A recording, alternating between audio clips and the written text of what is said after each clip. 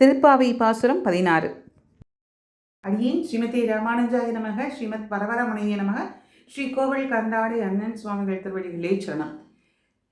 அஞ்ச குடிக்குற சந்ததியாய் ஆழ்வார்கள் தஞ்சையலை விஞ்சி நிற்கும் தன்மைகளாய் பிஞ்சாய் பழுத்தாளை ஆண்டாளை பக்தியுடன் ஆளும் ஒழுத்தாய் மனமே மகிழ்ந்து.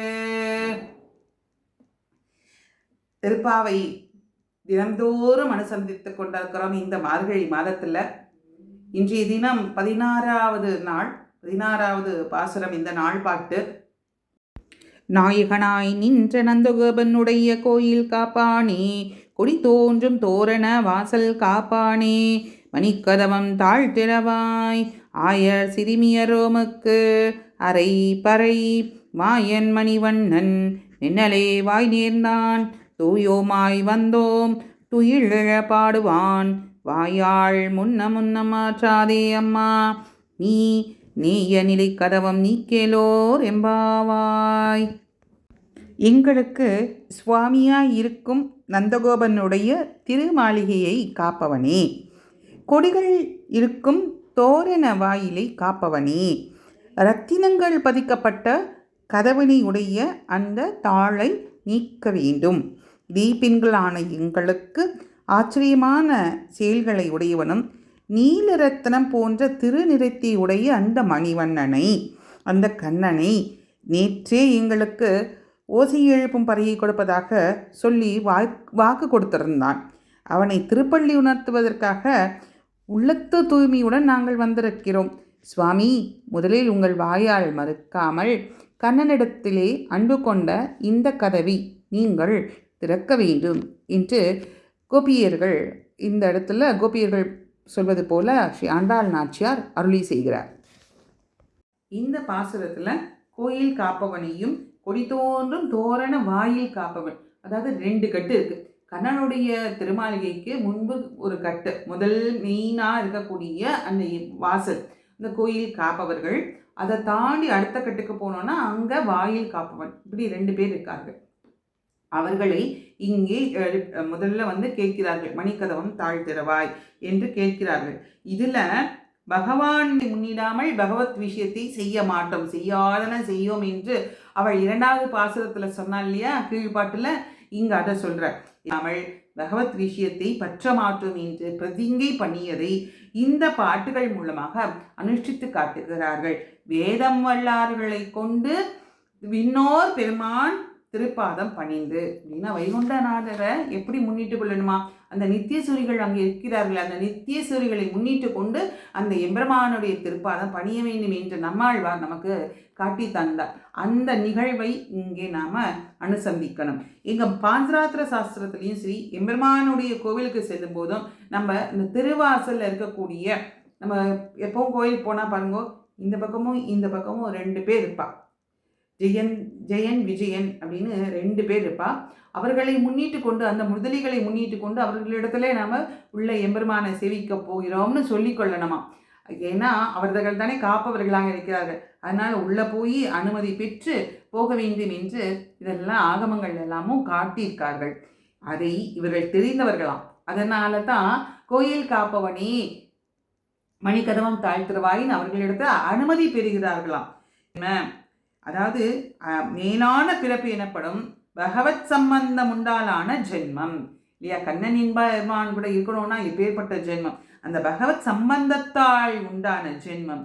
சாவித்யாயா விமுக்ததே, முக்திக்கு காரணமாவதே வித்யை எனப்படும் பிரம்மஞானமாகிற வித்யை. தற்கர்ம என் பந்தனாய, எது பந்தத்திற்கு காரணம் இல்லையோ அதுவே கர்மம் எனப்படும் பகவத் கைங்கரிய ரூபமான கர்மம். இந்த 3 பெருமைகளும் யாரிடத்தில் இருக்கோ அவர்களை சேவிக்க தகுந்தவர்கள். இவர்கள் எம்பெருமானுக்காக, எம்பெருமானை காப்பாற்றுவதற்காக, அவனுக்கு எந்த தீங்கும் ஏற்படக்கூடாது என்ற எண்ணத்தோடு இருக்கக்கூடியவர்கள் அந்த நித்தியசூரிகள். அந்த நித்தியசூரிகளை நாம் அவர்களுடைய திருப்பாதம் பணிந்து தான் உள்ளே போகணும்.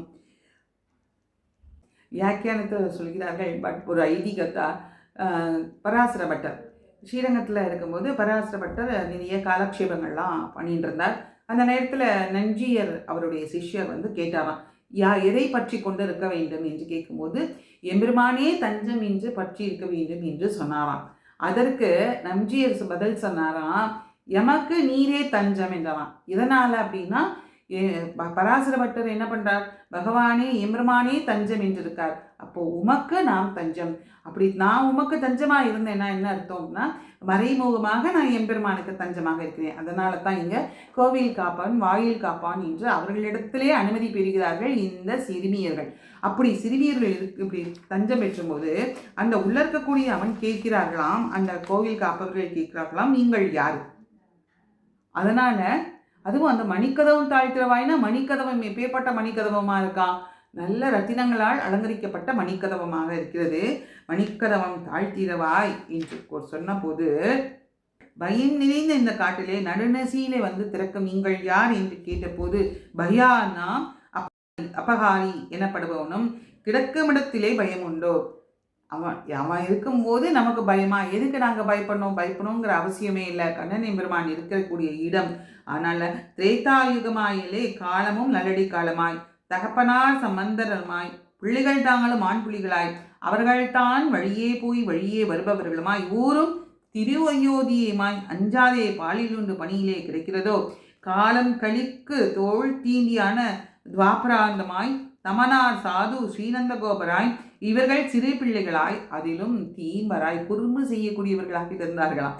ஏன்னா கண்ணன் எம்பெருமானின் சம்பந்தம் அவர்களுக்கு இருக்கு இல்லையா, அதனால தீம்பு செய்வர்களாய் இருப்பவர்களால இவர்கள் கேட்கிறார்கள், நீங்கள் பெண்களாக இருக்கிறீர்களே, ஆயர் சிறுமியர்களாக இருக்கிறீர்களே, எப்படி உள்ளே அனுப்புவது என்று கேட்கிறார்களாம். நாங்கள் ஏற்கனவே நான் கண்ணன் எம்பெருமான் எங்களுக்கு என்ன செய்திருந்தான், எங்களுக்கு வாய் நேர்ந்தான். முன்னமே என்ன சொல்லியிருந்தான், நென்னலே வாய் நேர்ந்தான். மாயன் மணிவண்ணன் ஆச்சரியமான செயல்களை செய்யக்கூடிய அந்த மாயன் எங்களுக்கு முன்னமே சொல்லி வைத்திருந்தான். நீங்கள் வாருங்கள், உங்கள் வேண்டியவற்றை நான் தருகிறேன், நோன்புக்கான அந்த உபகரணங்களை எல்லாம் தருகிறேன் என்று சொல்லி இருந்தான். பறை தருகிறேன்னு தான் சொன்னான். அதனால ஆனால் கோயில் காப்பவன் என்ன நினச்சிட்டான்னா, உபகரணங்கள் தானே, அது அப்புறம் வாங்கிக்கலாம், நீங்கள் மெதுவாக வாங்கோ அப்படின்னு அனுப்புகிறாராம். ஆனால் இவர்கள் என்ன சொல்கிறார்கள் அப்படின்னா, வாயால் அவனை தூயோமாய் வந்தோம். வாய் நேர்ந்தான் எங்களுக்கு சொல்லியிருந்தான், முதல் நாளே சொல்லியிருந்தான், அதனால வந்திருக்கோம், ஏன் இவ்வளோ சீக்கிரம் வந்தீர்கள் என்று அவர்கள் கேட்க, அந்த வாயில் காப்பவன் தோரண வாயில் காப்பவன் கேட்கும்போது இவர்கள் சொல்கிறார்கள், இல்லை எங்களை தூயோமாய் வந்தோம், துயிலெழ பாடுவான், நாங்கள் தூய்மையோடு வந்தோம், துயிலெழ பாடுவான், அவனுக்கு திருப்பள்ளி எழுச்சி உணர்த்துவதற்காக நாங்கள் வந்திருக்கிறோம் என்று சொன்னார்களாம். இங்கே கொடின்னு சொன்னவொன்னா கண்டிப்பாக நம்ம நினைக்க வேண்டியது 2 கிருஷ்ண சேத்திரங்கள். அது என்னன்னா, ஒன்று துவாரகை, இன்னொன்று பூரி ஜெகநாத். துவாரகையில் 5 வேளைகள் அந்த கொடியை மாற்றுவார்கள். இந்த கொடி அப்படிங்கிறது அந்த கோபுரத்துக்கு மேல் நிலையிலே ரொம்ப உயரமான இடத்துல கொடி கட்டுவார்கள். இந்த தோரண கொடி அந்த கொடியானது பூரி ஜெகநாத்லையும் மாற்றுவார்கள். தினந்தோறும் மாலை வேளையிலே அந்த கொடி மாற்றும் நிகழ்வு நடைபெறுகிறது. அற்புதமான காட்சி, காண கண்கோடி வேண்டும். ஏன்னா இவ்வளோ உயரத்தில் அந்த கைங்கரியப்பதர்கள் அந்த கொடி மாற்ற வேண்டிய கொடி வஸ்திரத்தை மூட்டையாக கட்டி தன் முதுகிலே சுமந்து கொண்டு அப்படியே ஏறுவார்கள். மேலே ஏறுவார்கள். எப்படின்னா பின்னோக்கி தான் போகிறார்கள். அப்படியே பின்னோக்கி மேலே ஏறிக்கொண்டு அந்த மேலே இருக்கக்கூடிய சுதர்ஷன சக்கரம் இருக்கும் மேலே. அந்த சுதர்ஷன சக்கரத்துக்கு மேலாக ஒரு கம்பு நடப்பட்டு இருக்கும். அந்த கம்பின் மேலே இந்த கொடியை அவர்கள் ஏற்ற வேண்டும். அந்த கொடியை ஏற்றிவிட்டு அந்த கைங்கரப்பரர் என்ன செய்வாருன்னா, அங்கே தான் ஆச்சரியம் அதிசயம் இருக்கிறது. என்னன்னா, நம்ம பார்க்குற அத்தனை பேருக்கு அவன் அப்படியே கண்கள் அப்படி விரிந்த நிலையிலே இருக்கும். அவ்வளோ ஆச்சரியமா அவ்வளோ உயரத்தில் போய் நின்று கொண்டு அந்த வஸ்திரத்தை மாற்றியது மட்டுமல்லாமல் அந்த பழைய வஸ்திரத்தை அந்த அடுத்த நிலையில் இருக்கிறவர்களிடம் அவர் தூக்கி கொடுத்து விடுவார்.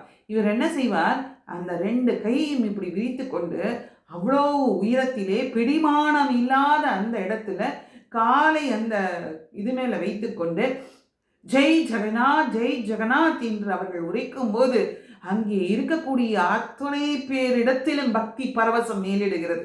அது பார்க்கணும். கண்டிப்பாக அனைவரும் அந்த பூரி ஜெகநாத்தில் அந்த கொடியேற்றும் நிகழ்ச்சியை அவசியமாக பார்க்க வேண்டும். பிளிஸ்ஃபுல் மூமெண்ட்னு இங்கிலீஷில் சொல்லக்கூடிய அந்த அந்த அந்த அனுபவமானது அங்கே கிடைக்கும். அற்புதமான ஒரு நிகழ்வு. இப்படியாக அவர்கள் கோபிகைகள் சொல்கிறார், இல்லை எங்களை நேற்றே சொல்லிவிட்டார், நோன்புக்கு வேண்டிய பறையெல்லாம் தரும், அவரிடத்திலே நாங்கள் பறை வாங்க வந்திருக்கிறோம் என்று சொல்கிறார். 1000 சிறுமியர்கள் நாங்கள் என்று அவர்கள் சொல்கிறார்களா? நீங்கள் சிறுமிகளாக இருக்கிறதுனால வேண்டாம், எப்படி இந்த இருட்டில் வந்தீர்கள், நீங்கள் வேண்டாம், நீங்கள் திரும்ப போங்கள், நீங்கள் விடிந்த பிறகு வாருங்கள் என்று அவர்கள் சொல்கிறார்களாம். கண்ணன் இருக்கும்போது எங்களுக்கு என்ன பயம் இல்லையா? சர்வரக்ஷனாக இருக்கக்கூடிய அந்த கண்ணன் இருக்கும்போது பயம் என்ன? அதனால நாங்கள் பயப்படவில்லை, நாங்கள் வந்திருக்கிறோம், பறை வாங்க தான் நாங்கள் வந்திருக்கோம் என்று சொன்னவர்கள். இவர்கள் ஒன்று எதுக்கு அப்போனா நீங்கள் எதுக்கு வந்திருக்கீங்க? நாங்கள் அது மட்டும் இல்லை, எங்களுக்கு தூயமாய் வந்தோம், துயிலெழ பாடுவான், அவனை திருப்பள்ளி உணர்த்துறதுக்காக வந்திருக்கோம், திருப்பள்ளி எழுச்சி பண்ணணும் அப்படின்னு வந்திருக்கோம். இந்த திருப்பள்ளி எழுச்சி, அதாவது சுப்பிரபாதம் சொல்லக்கூடியது, இந்த விஸ்வரூப சேவை ஸ்ரீரங்கத்திலையா இருக்கட்டும், திருமலை திருப்பதியிலையா இருக்கட்டும், அந்த சுப்பிரபாத சேவை மிகவும் ஏற்றம் வாய்ந்தது. எல்லாரும் அதுக்கு தான் முதல்ல போகணும்னு ஆசைப்படுவார்கள், விஸ்வரூப சேவைக்கும் அந்த சுப்பிரபாத சேவைக்கும். அந்த திருப்பள்ளி பாடுறதுக்கு தானே வந்திருக்கோம், துயிலெழ பாட தானே வந்திருக்கோம், நாங்கள்லாம் எங்களை உள்ளே அனுப்பு என்று அந்த சிறுமியர்கள் கேட்கிறார்கள்.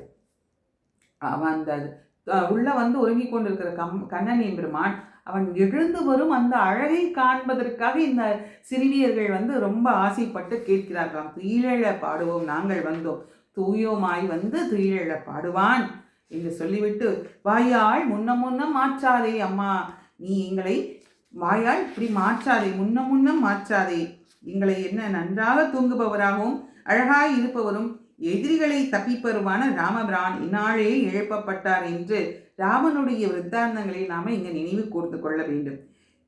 அதாவது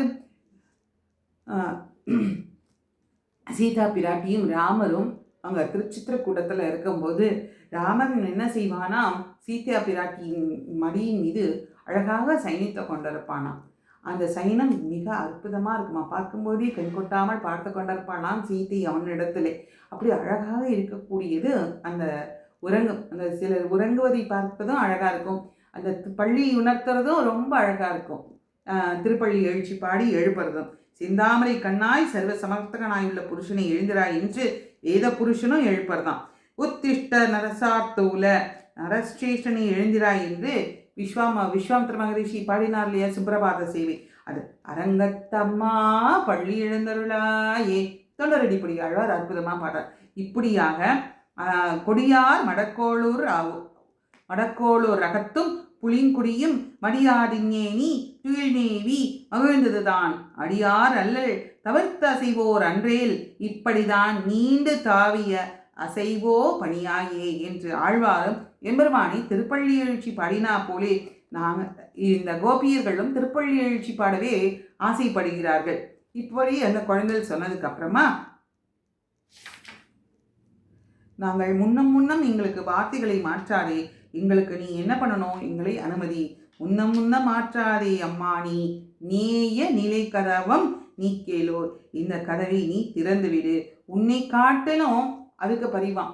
ஏன் வந்து இப்படி காப்பாளர்கள் இருக்கிறாங்கன்னா, சிறுமியருக்கே அனுப்பலை, பெரியவர்களாக இருந்தாலும் சரி, ஏதாவது ஆபத்து வந்துடும், கண்ண எம்பெருமானுக்குன்னு பயப்படலாம், கம்சனை யாரையாவது அனுப்பி வைத்திருப்பான் என்று நாம் பயப்படலாம். ஆனால் இவர்களோ சிறுமியர்கள் என்ன செய்ய போகிறார்கள் என்றால் அவர்களுக்கு ஒரு பயமா, ஏன்னா இந்த வட்சாசுரன்கிறவன் இளங்கன்றாக தானே வந்தான், அந்த கன்று வடிவிலே வந்த அசுரன் வந்தானே அப்படின்னு மனதில் கொண்டு உள்ளே விடமாட்டேன் என்கிறார்களாம். அதனால் இப்போ என்ன சொல்கிறார்கள், நாங்கள் அப்படியெல்லாம் இல்லை, எங்களை உள்ளே திற, ஏய நிலை கதவும் நீ வந்து நீக்கேலோர் என்பாவாய், நீ இந்த கதவை காட்டிலும் பறிவிடதா இருக்கிறாய், நாங்கள் எல்லாரும் கூடித்தலினாலும் அது முடியாது, அதனால நீங்களே அதை கதவை திறக்க வேண்டும், நீயே அதை திறக்க வேண்டும் என்று பிரார்த்திக்கிறார்கள் இந்த கோபியர்கள். இவ்வாறாக இந்த பாசுரத்தில் நித்திய சூரிகளை எழுப்புவதாக அமைந்திருக்கிறது.